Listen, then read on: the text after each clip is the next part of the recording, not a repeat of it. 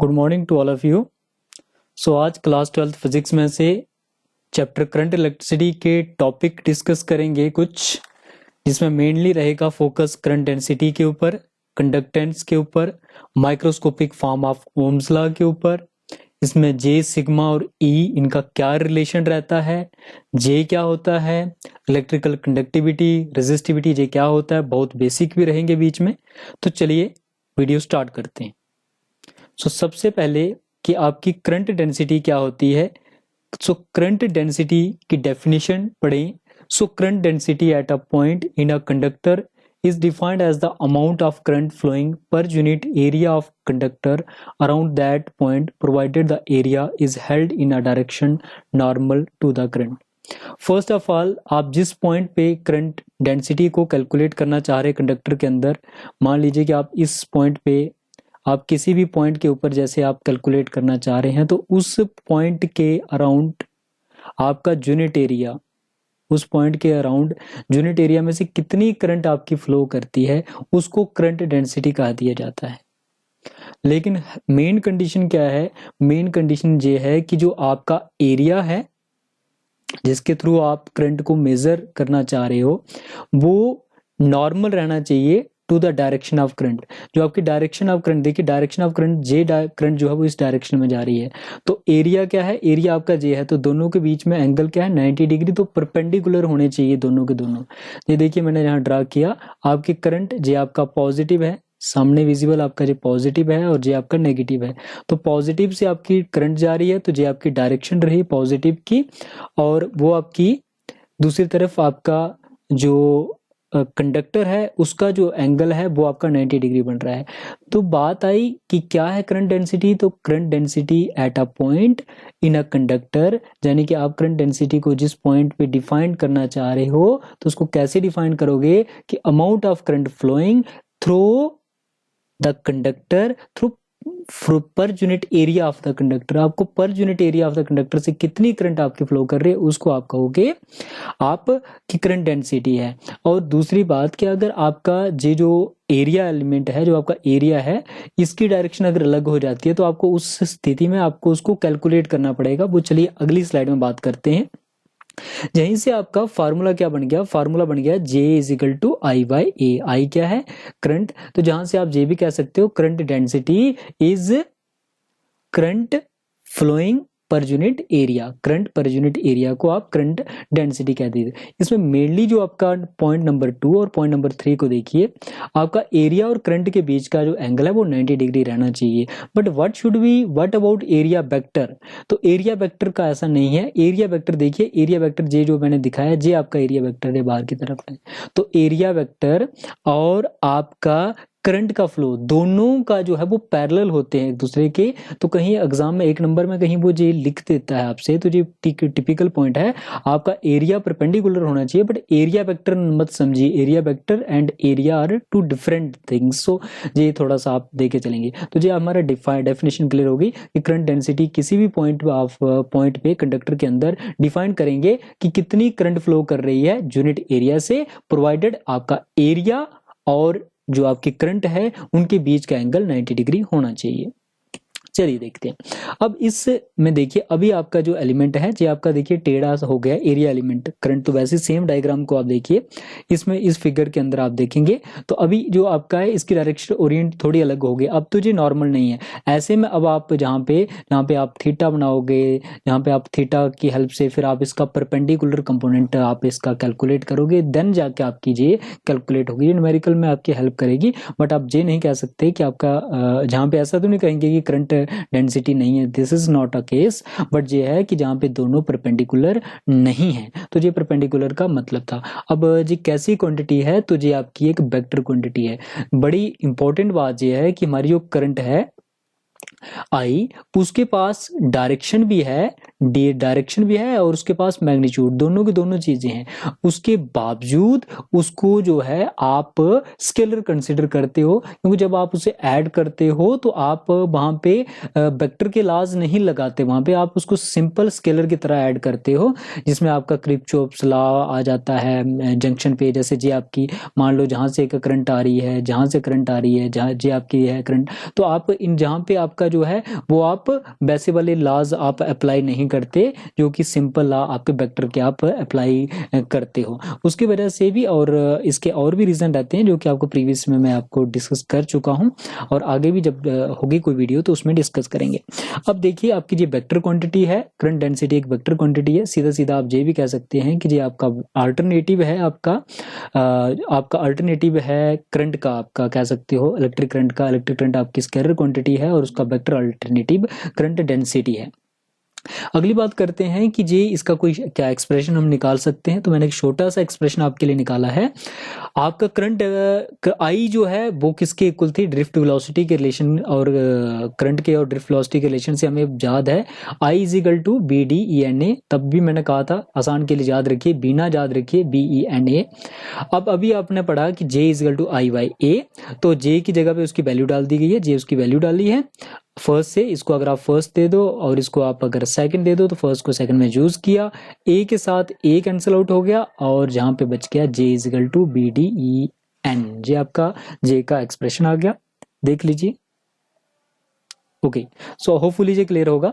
तो अगले पे चलते हैं कि वेक्टर क्वांटिटी के बाद इसके यूनिट की बात करते हैं। तो देखिए यूनिट की बात है J is equal to I upon A, तो आई के यूनिट आपके एम्पियर रहे और एरिया के जो यूनिट आपके स्क्वायर मीटर रहे, तो एम्पियर पर स्क्वायर मीटर इसके यूनिट रहे। Hopefully that's all about current density. So मैं सेकंड टॉपिक की तरफ बढ़ता हूं और दैट्स कंडक्टेंस। कंडक्टेंस क्या होती है, कौन सा, जितने भी बच्चे कंडक्टर होते हैं उनकी कंडक्टेंस बहुत ज्यादा होती है तभी वो कंडक्ट करते हैं। तो ये एबिलिटी भी है कंडक्ट करने की, लेकिन देखिए डिफाइंड डेफिनेशन देखिए इसकी, the inverse of resistance is called conductance of conductor. आपका रेजिस्टेंस के इनवर्स को ही आप कंडक्टेंस कहते हो।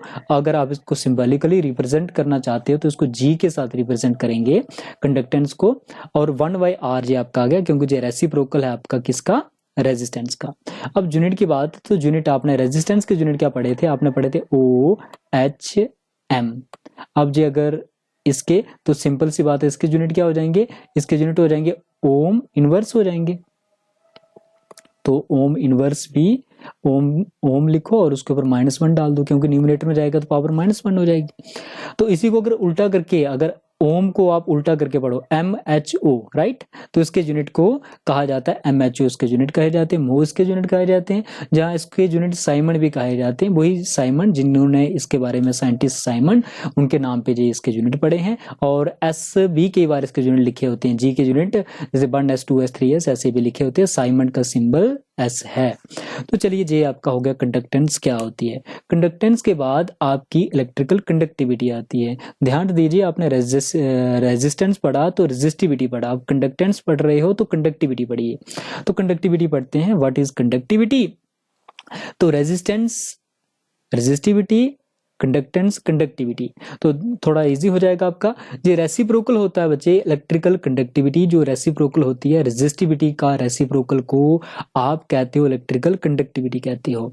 तो 1 जे आपका 1 sigma, sorry this is my mistake, 1/रो इज जो सिग्मा, तो सिग्मा से रिप्रेजेंट किया जाता है इलेक्ट्रिकल कंडक्टिविटी को, सिग्मा से रिप्रेजेंट किया जाता है। मैं जहां ब्रैकेट में लिख देता हूं जिसको सिग्मा के साथ रिप्रेजेंट किया जाता है, सिंबॉलिकल रिप्रेजेंटेशन। ये उल्टा है आपका रेजिस्टिविटी का।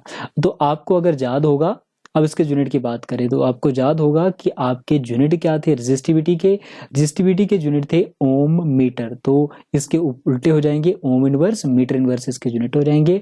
डायमेंशंस उसके जो थे आपके वो रेसिप्रोकल हो गए हैं। अब मैं इन दोनों के दोनों को प्रीवियस लेक्चर अगर आपने देखा होगा तो बहुत अच्छे से समझ आ रहा होगा, नहीं तो मैंने प्रीवियस लेक्चर की जिस स्लाइड में प्रीवियस लेक्चर किया जहां पे समझते हैं क्या यूनिट को समझते हैं।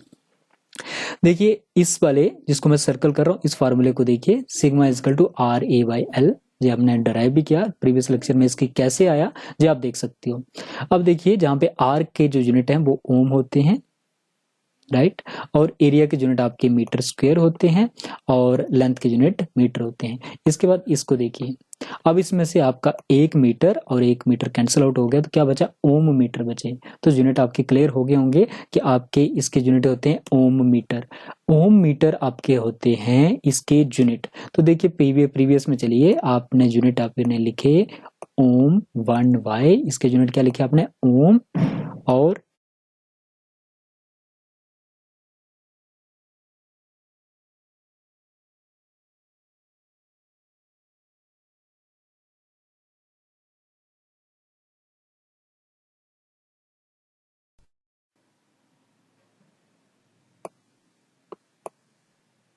ओम देन मीटर।